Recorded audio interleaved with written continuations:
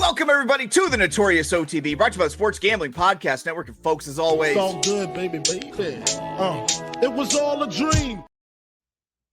We used to read Blood Horse magazine. I got my Cuban links and micro tennis yes, on. Cuban B. I'm your host, Chase Sessoms, the Wolf of Oaklawn. I'd rather be trapped as than lazy. Don't care what they say, I'ma do what pays me. It happens every year about this time. Weaklings act like they lost their mind. Alphas reclaim the neighborhood. Rob the sheep and all the wolves get good. Yes. Welcome to the show. Joining me, as always, you might know him as the Michelangelo of the Crying Michael Jordan. He's your favorite capper's favorite capper, and I have yet to upload his new sound drop. Hey, don't rub on that. You block that. You understand? That's alpaca. That's $25,000 alpaca. You block that shit. Right. You don't rubble. Put the club soda on there. It's Barry the Sniper Spears. What's up, Barry? What's happening, big dog? Start of a great week, right? This week? Yeah. Yeah, it's a holiday Monday, Columbus Day Monday, which my wife works at a bank. So, like, if you're ever wondering what she's doing on, like, Arbor Day or something like that, she's just chilling. Just chilling. Chilling. Oh, Barry, we had, or specifically you had, kind of a nice weekend with Keeneland there. You managed to turn a little profit with what was actually your bailout bet too, the number 3 dive bomber in the finale. Yeah, that one came through. That race actually ran exactly like I thought it was going to be run, which always helps. And then Chapman's Peak won pretty easily too. Just the price wasn't there, unfortunately. But I think, what did it go off, like 9 to 5? I think from like 5 to 1. I thought the horse was going to get bet, but I didn't think that horse was going to go favorite. But we'll take it. We will take it. It just padded the profit from a dive bomber, right? Yeah, exactly. Yeah, because we go. knew dive bomber was going to win. I did not. I was on a different horse. All right, guys. What's up today? Well, it's Columbus Day Monday here at the Notorious OTB, celebrating whenever Christopher Columbus brought all sorts of pandemics over to the indigenous people.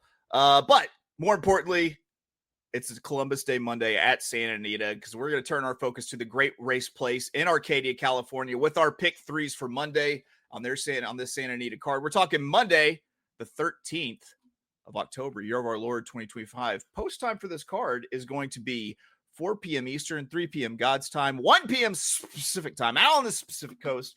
And guys, I'm going to warn you ahead of time. I just got a new laptop up and going, so everything is just different enough to fuck me up while I'm doing this show. So here we go. I actually kick it off here, Barry. Yeah. And I'm trying to step on next pretty early here, because I'm starting in race 1. Because when I handicapped this card, I did it without the morning line odds, and I decided to play a sequence it felt like I had the most information on. What do I mean by that? For example, I passed up another sequence, actually the one that Barry's playing, because there were a bunch of horses making their first start on a surface or their first start period. And I felt like races 1 through 3, that stretch might be the best to attack. After seeing the odds on some of these horses that I liked, it meant that I was going to need to up the base from $1 to $5 to really make money on the play. So we kick it off. Race 1, 6.5 furlongs, $80,000. 9 winners of 2 something. I'm not here to read your fucking conditions. Optional claiming on the downhill turf. And I didn't think that this thing would go exceedingly fast early. And because of that, I decided to use my horse that should be forwardly placed, as well as a horse I thought was the best horse with first run on the forwardly placed horses. I'm going to use my top pick here, Bad Uncle Barry. This is the most ironic name for this horse, because it's a chalkier pick that shares a name with our very own mayor of Nochokville Abbey, USA. But Bad Uncle Barry has the thing that I look for anytime I handicap a race for the Santa Anita downhill turf course, which is that Bad Uncle Barry was a previous winner on the downhill turf course. And it's a unique setup, and some horses take to it and some very much do not take to it. I know for a fact that Bad Uncle Barry likes it because of the win back in June of this year, where he fired first off the layoff to win on the downhill. Bad Uncle Barry will be sitting right off the early pace, I think, of the number 4 Tejon Pass And my other selection, the number 5 Regal Patriot. And I think with the first run from the couple links off the lead, he'll be pretty dangerous. So I'm using Bad Uncle Barry. And as I mentioned, my other pick, I'm going to use the number 5 Regal Patriot at 7-2, who looks like the early speed in this race. Now, I roll it into race 2. We are talking 8 furlongs. We're talking $60,000, a maiden special weight on the dirt. There's one horse here that looks like it absolutely towers on figures and has run extremely well, despite the fact that this horse is yet to win a race. It's a chalkier pick, but I think it's a bold race to single in, and it saves money for the last race where I can spread out a bit. My single is going to be the number 5, Mr. AP, 7-5. The morning line makes sense because from the figure standpoint, this horse absolutely towers over the rest of the field. And it towers so much that I'm singling it in a maiden race, which isn't something I typically do. I like to spread out in maiden races. However, the 88 that this Vladimir Sarin trainee put up in the last race is about 20 points higher than what anyone else has run to date. In fact, the first career start resulted in a speed figure that was about 5 or 6 points higher than everyone else's run. I think that Mr. AP's tactics are going to either be sit just off the early pace or make the move for the lead and try to win this thing from the front end of the race shape. Since the last out effort, Sarin's been hammering some fast, longer 5 and 6 furlong works through Mr. AP. I think that this one is going to relish the longer distance. Last out, they added slightly more distance in the debut. Mr. AP seemed to take to that short stretch out pretty well. So I think that maybe this first time going 2 turns will be right in his wheelhouse. So we are singled. Yes, I'm singing. I want to mingle. You want to mingle? Yeah. And mingling with the 5, Mr. AP for Vladimir Sarin. I wrap mine up in race 3. We're talking $10,000. Non-winners of 3 lifetime claiming. The only conditions I will read are the non-winners of. I took every single horse I thought had any chance to win this race because of how skinny I went in the first 2 legs. Fortunately for my wallet, I only had to stretch out 3 deep here. My top pick is going to be the number 4, Catalina Cocktail. It's the goddamn Catalina wine mixer. We'll say this is the top pick by virtue of price, but I do think that it's got a pretty good chance of winning this race coming off of the pace because none of the speed looks like anything more than reluctant early speed. And that they don't want to be really on the front end of this pace. So I think the Catalina Cocktail, who has experience winning from off the pace and going 2 turns, was one of the more logical plays on the card. I'm also going to be using the 1 Unbridled Scholar at 7-2 for Blaine Wright with Kazushi Kimura up. And then I'm also going to be using number 6, La Scolenta at 9-5. And like I mentioned, I need to up the base to win this pick 3. So I'm going with a $5 pick 3. It's going to be $30 total to the hoop. And I don't know, maybe afterwards. And I'll have enough money to hit the club and get some fresh clothes on this thing. That's what's up. Barry, I will tell you something about that particular sound drop, which is I sent it to my friend Kurt. I told him I was going to surprise you with it last time because he was like, I want to see his face. What did he do whenever he saw it? And I was like, Smile. He just blew right past it the first time. You couldn't hear it or something. No, like I didn't that. hear it. Like, no, I didn't Yeah. hear it. That was the first time I heard it. I like it though. There we go. All right. Well, Barry, you've got a pick 3 for us. It comes out of starts in race 5. What are you doing in this $50,000 optional claimer going 6 furlongs on the turf? Yeah, I gravitated to horses that are battle tested, let's say, horses that have cleared the maiden condition and have been running in open similar company races as this one. And funny enough, there's not that many of them that would have a shot in this race. So I'm going to go 4 deep here. I'm using the 1 Magali, who's cutting back from a mile. He ran on August 9th. I just don't think a mile is the distance for this horse. And the flat might be a better thing. Getting blinkers for Richard Baltus. He does well putting blinkers on, stretching out, things like that, cutting back. So we're going to take that one, who's 5-1 on the morning line. We're going to take Origami, the 3 horse for Doug O'Neill. Same sort of scenario, although last time this horse clipped heels and the jock fell off. So that kind of muddies up the form automatically. And that was in July. This horse has had quite a few workouts since and should be ready. We're going to use the 4, Skating Through Life. I'd say, you can forgive that mile effort, and the horse is cutting back. Mark Latt does well doing this. And we're also going to use the 8, Double Bay at 8-1 for Michael McCarthy with Umberto Rispoli. And this one actually is against the mold that I laid out. But this horse ran a really good race off the bench July 20th, going a mile. The cutback makes a lot of sense. Didn't get a great trip last time. And honestly, this would be my top pick, is the 8, Double Bay. So we're going to use the 1, 3, 4, and 8 to get out of leg 1.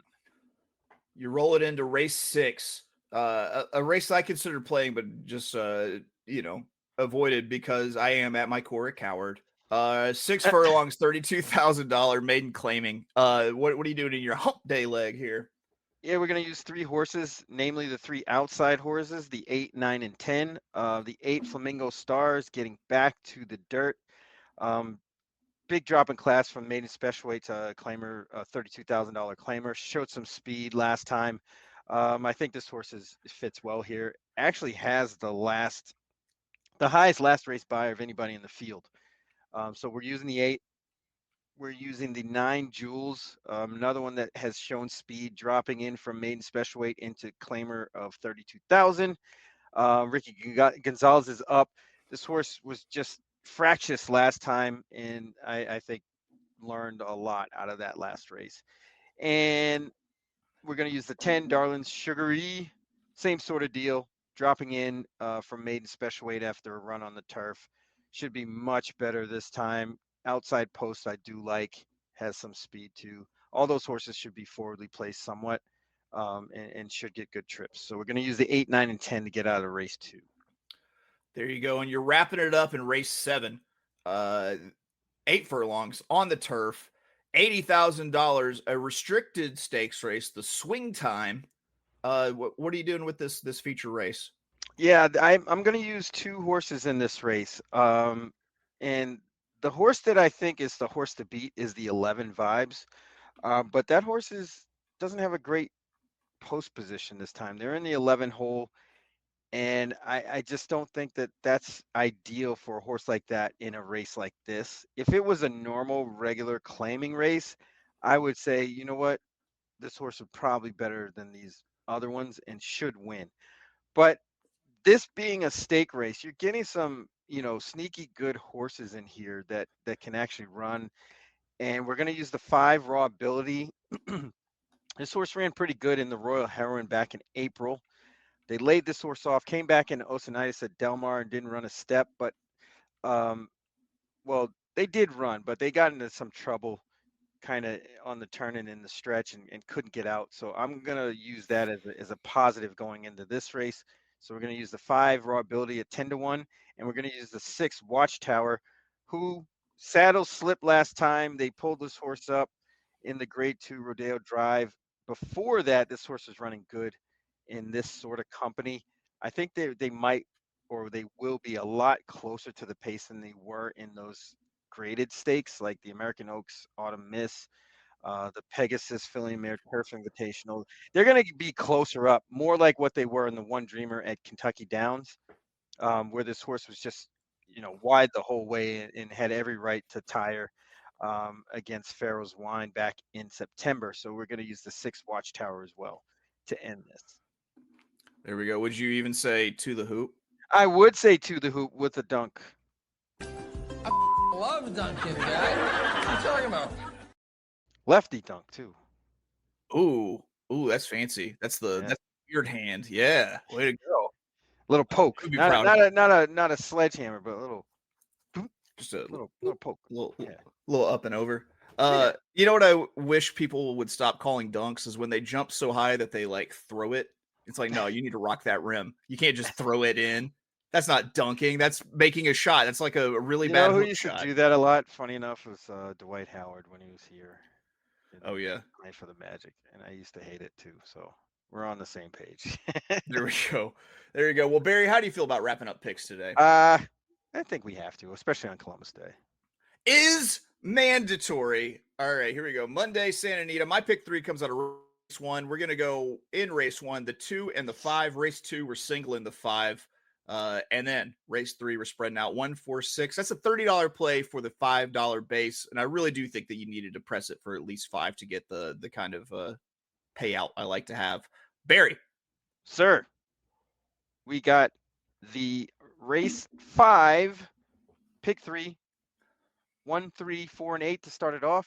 Race 6, we're going with the 8, 9, 10, the outside horses. And race 7, to close it out, we're using the 5 and 6, $1, $24 play. Let's go. Stand in line after you bet it. Make sure you stand in line and wait. No regular Whitey pay me. That part. Until Whitey pays you. All right. Well, Barry, that's it for us today, man. What do you got going the rest of the day? I don't know. I might have to mow my lawn today. So we could be out there doing the damn thing. But it's not sweltering hot. It's actually it was below 70 this morning, which is a first for this year. Yeah. Or it seems There you like go. it. There you go. I feel like you're always in a state of mowing or almost mowing your yard. Yeah, I'm evaluating the mow. Yeah, but There you today go. I think I might have to. I like to think you're out there with the ruler and the scissors. Just okay, it's time. That's It's exactly time. what I do. All right. Well, that's going to do it for us here today at the Notorious OTB. It's a short week, the first of 2 short weeks. We're only going to be here Monday through Wednesday. I'm going out of town. Next week, I'm also going out of town. And then the week after that, actually, Barry's going out of town to the Breeders' Cup. So Yeah. more to, and I might have jury duty Breeders' Cup. Let's bring that up. Oh, what? Yeah. Breeders' Cup week, I'm going to Wyoming to see a football game. I'm coming back. I have to call like a hotline to see when I have to report. So I'm going to try to, since it's the Breeders' Cup, I'm going to try to get some sort of like extension or something because I really all pass that or just be crazy whenever they interview me to see if they want me on the jury. Say something really outrageous when Yeah. Yeah. I don't government, something like that. Yeah. Yeah. We'll see how it goes. All right, that's going to do it for us today. Let me find what we're going to ride out on. I think I got it. And I'll have enough money to hit the club and get some fresh clothes on this.